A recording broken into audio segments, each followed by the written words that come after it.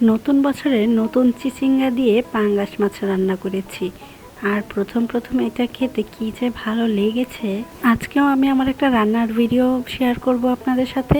আসসালামু আলাইকুম, সবাই কেমন আছেন? এইদিকে হুট করে আগের দিন রাতে বৃষ্টি আসা শুরু করে দিল। দিনের বেলা যে গরম আর রোদ পড়েছিল, আমরা তো কেউ ভাবতেই পারিনি যে হুট করে বৃষ্টি আসা শুরু করবে। তাড়াহুড়ো করে আমি আর আম্মু চলে আসি ছাদে। এখানে আমাদের একটা জাজিম ছিল আর আমাদের হলুদ ছিল, কাঁচা হলুদ আম্মু রোদে শুকাতে দিয়েছিল। কারণ এখন হলুদের গুঁড়া আর মরিচের গুঁড়া যেই দাম, তাই আম্মু কাঁচা হলুদ কিনে নিয়ে আসছে। এগুলো শুকানো হলে তারপর মিলে ভাঙাতে দিবে। তো আম্মু কাঁচা হলুদগুলো উপরের ছাদে দিয়েছিল, সেখানে মোড়া নিয়ে তারপর উপর থেকে নামিয়ে নিল। আমরা যেমনটা ভেবেছিলাম তেমন ভাবে বৃষ্টি আসেনি, কয়েক ফোঁটা পড়লো, দেন আবার শেষ হয়ে গেল। মানে এটা কি হলো কিছুই বুঝলাম না। যাই হোক, এই তো পরের দিন আমি রান্নাবান্না শুরু করে দিয়েছি। দুপুরবেলা প্রথমেই মাছগুলো ভেজে নিব, তো কড়াইয়ে পরিমাণ মতো তেল দিয়ে দিলাম। আর এখানে মাছগুলো আগে থেকে আমি মাখিয়ে রেখে দিয়েছিলাম হলুদ আর লবণ দিয়ে। এবার একটা একটা করে দিয়ে দিচ্ছি। সবগুলো একসাথে দিব না, কারণ সবগুলো একসাথে দিলে আটবে না। যেহেতু 6টা মাছ, তাই আমি তিনটা করেই দিচ্ছি দুইবারে।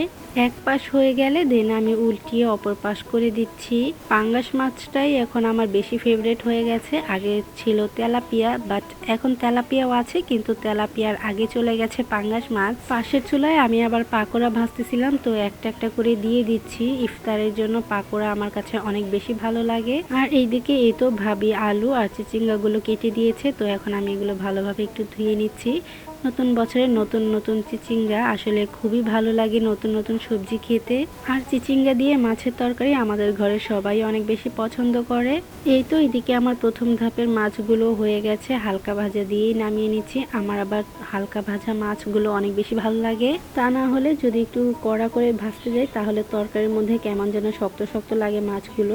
তো এগুলো হলেও নামিয়ে নিব। এরপর চলে যাই তরকারির মধ্যে। এখানে আমি পাতিল নিয়ে পেঁয়াজ নিয়ে নিয়েছি, আর যেই তেলে মাছগুলো ভেজেছিলাম সেই তেলটাই দিয়ে দিলাম তরকারির মধ্যে। তো এইটুকু তেল দিয়েই আমার হয়নি, এখানে আমি আরেকটু তেল অ্যাড করেছিলাম। যাই হোক, এবার আমি ভালোভাবে পেঁয়াজগুলো ভেজে নিব। এই তো এদিকে আমার পাকোড়াগুলোও হয়ে গেছে খুব সুন্দরভাবে। এবার এটাও নামিয়ে নিব। পেঁয়াজগুলোও ভাজা হয়ে গেছে। এখন এতে আমি দিয়ে দিলাম পরিমাণ মতো পানি। আর এখন একে একে অ্যাড করব সব গুঁড়া মশলাগুলো। প্রথমে দিয়ে দিলাম হলুদের গুঁড়া, তারপর মরিচের গুঁড়া, ধনিয়ার গুঁড়া আর পরিমাণ মতো লবণ। এখন এটাকে রেখে দিব কষানোর জন্য। এই তো কিছুক্ষণ পর চলে আসলাম, আর দেখেন কত সুন্দরভাবে কষানো হয়েছে। তরকারির আসল মজাই কিন্তু কষানোর মধ্যে। যত বেশি ভালো করে কষানো যায় তত বেশি মজা হয়। তো এখন আমি দিয়ে দিলাম চিচিঙ্গা আর আলুগুলো। এবার এটাকেও একটু কষিয়ে নিব, সাথে সিদ্ধ করে নিব। কষিয়ে নেওয়ার পর যখন চিচিঙ্গাগুলো আর আলুগুলো সিদ্ধ হয়ে যাবে, তখন এতে আমি দিয়ে দিচ্ছি ঝোলের পানি। তারপর দিয়ে দিলাম ভাজা মাছগুলো। এবার একটু নাড়াচাড়া দিয়ে দিব আস্তে আস্তে, তা না হলে মাছগুলো তো ভেঙে যাবে আর আম্মু আমাকে দিবে কেলানি। এখন চুলার আঁচটা একদম বাড়িয়ে দিব যাতে বলক চলে আসে। এই তো এই ছিল আমার আজকের রান্না। তো আমার রান্নাটা কেমন হয়েছে অবশ্যই কিন্তু বলবেন। সেই সাথে আজকে ভিডিওটা এখানে শেষ করছি। সবাই ভালো থাকবেন। আল্লাহ হাফিজ।